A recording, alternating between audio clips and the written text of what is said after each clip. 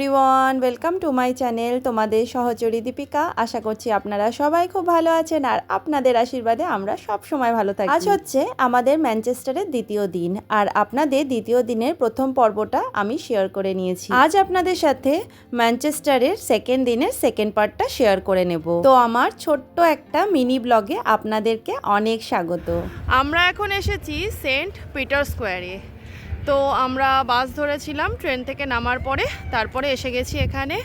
তো এখানে এত সুন্দর সাজিয়েছে, তো ভাবলাম একটু ঘুরে ঘুরে দেখে তারপরে হোটেলে যাব। চলুন আপনাদের একটু ঘুরে ঘুরে দেখাই এখানে কত সুন্দর সাজিয়েছে। আমরা যেহেতু ক্রিসমাসের সময় গেছিলাম, চারিদিকে একেবারে আলোয় আলোকিত ছিল। কত সুন্দর মৌমাছিটাকে বানিয়েছে দেখতে পাচ্ছেন। চারিদিকে লাইটিংগুলো দেখার পরে আমরা এখন যাচ্ছি মেলা ঘুরতে। চলুন আপনাদেরকেও একটু মেলা ঘুরিয়ে নিই। আমাদের ওখানকার মতোই কিন্তু বিভিন্ন ধরনের দোকান এখানে বসেছে আর বিভিন্ন রকমের জিনিস কিন্তু বিক্রি হচ্ছে। হ্যাঁ, আমাদের ওখানের মতো অত ভিড় এই মেলায় দেখতে পাওয়া যায় না। তবে মেলা তো মেলাই হয়, কত ধরনের জিনিস বিক্রি হচ্ছে সেগুলো দেখতে দেখতেই অনেকটা সময় কাটিয়ে ফেলেছিলাম। সব থেকে যেটা এখানে মিস করি সেটা হচ্ছে মেলার সেই গরম গরম জিলাপি আর তার সাথে নিমকি। আর করা যাবে, জিলাপি তো পেলাম না, শোভন গেছে খাবারের খোঁজ করতে, দেখি কি পাওয়া যায়। অনেকক্ষণ খাবারের খোঁজ করে করে অবশেষে শোভন একটা খাবার এনেছে, আপনাদের দেখাই।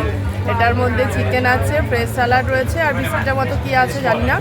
তো ওর মাম্মা খেয়ে তো বেশ ভালোবেসেছে ওটা, তো আমার তো দেখে খুব একটা ভালো লাগছে না। তবে ওই গরম গরম যা পাওয়া যায়, আমি তো এখানে খাবার তেমন কিছু পছন্দও করি না খেতে, তবে খিদের চোটে এখন আপাতত খাচ্ছি এটা। চলুন দেখাই কি নিয়ে এসছে শোভন। তো যাই হোক, চিকেনের এই জিনিসটা নিয়ে এসেছিল। খিদের সময় যা দেবে তাই যেন অমৃত লাগে। খেয়ে নেবার পরে আবার তিনজনে মেলাটা ঘুরে ঘুরে দেখতে শুরু করে দিলাম। কি সুন্দর কফি মাগগুলো, আমার কফি মাগ এত ভালো লাগে। তো এখান থেকে কিনে নিয়ে গিয়ে কি হবে বলো, ভেঙে যেতে পারে ট্রলিতে, তাই না? দারুণ। দেখো এইটাতে দেখুন, শুধু এটাতে উঠছে আর ওই উপর থেকে স্লিপ করতে করতে সবাই নামছে। ওরে বাবা, আমার তো দেখেই ভয় লাগছে। বাপরে বাপ, কীভাবে মানুষ করে কে জানে এসব। সারাদিন অনেক ক্লান্ত, প্রচুর ঘুরেছি আজকে। তো এই সবে ঘরে ঢুকলাম, তো এখন একটু ফ্রেশ হব, চা খাবো, একটু মুভি দেখবো তিনজন মিলে, তারপর 1-1.5 ঘন্টা পর রেস্টুরেন্টে খাওয়ার জন্য বেরোবো। আপনাদের সাথে ফ্রেশ হয়ে আবার যখন রেস্টুরেন্টে খেতে যাব তখন আবার দেখা হচ্ছে। আমরা আবার সেই বাজে ঠান্ডাটার মধ্যে বেরিয়ে পড়েছি, রেস্টুরেন্টে যাচ্ছি রাতে ডিনার করার জন্য। আমরা যখন থেকে এসেছি এখনও অবধি ভাত খেতে পারিনি, মানে সেই ফ্রাইড রাইস করে নিয়ে এসেছিলাম, ওই যা ভাত খাওয়া। তো মানে সুযোগ হয়নি আমাদের রেস্টুরেন্টে বসে শান্তিতে খাবার মতো। তো এখন বাজে হচ্ছে রাত 8:15, আমরা একটা পাঞ্জাব রেস্টুরেন্টে যাচ্ছি, তো ওখানে দেখি কি পাওয়া যায়। তো আমরা এখন এসে গেছি মাই পাঞ্জাব রেস্টুরেন্টে।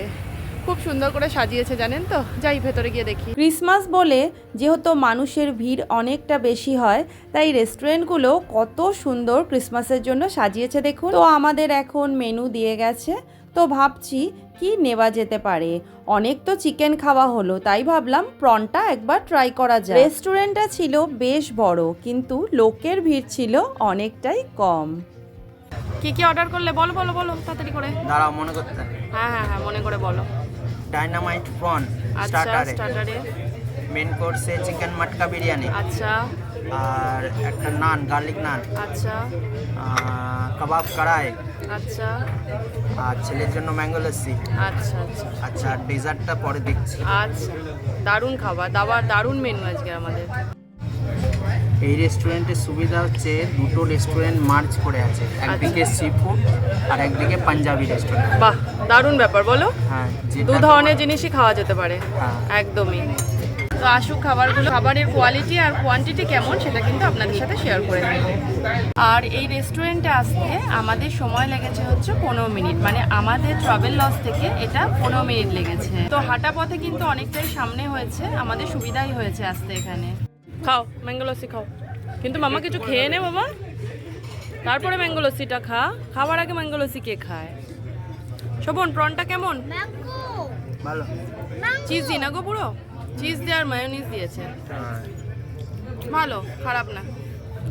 তো এই দেখুন আমাদের স্টার্টারটা দিয়ে যাওয়ার পরে মেন কোর্সটাও কিন্তু দিয়ে গেছে। একদম সাথে সাথে গরম গরম বানিয়ে দিচ্ছে এই খাবারগুলোকে। এই ইউকের যে কোনো জায়গায় ইন্ডিয়ান রেস্টুরেন্ট থাকে, তবে একটু খুঁজে বার করতে সময় লেগে যায়। কেমন লাগছে?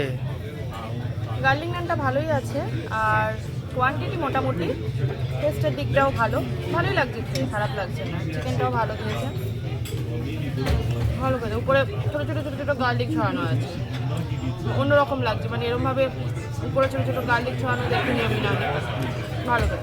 আমরা যেখানেই থাকি না কেন আমাদের কিন্তু ভাত রুটি ছাড়া কিছুই ভালো লাগে না। তো সারাদিন পরে এত ভালো ভারতীয় খাবার খেয়ে আমাদের তো মন ভীষণ খুশি হয়ে গেছে। এখন বাজে হচ্ছে রাত 10:15, রাত অনেকটা হয়ে গেছে। তো আমাদের ডিনার তো হয়ে গেছে, এখন বাড়ির দিকে ফিরছি।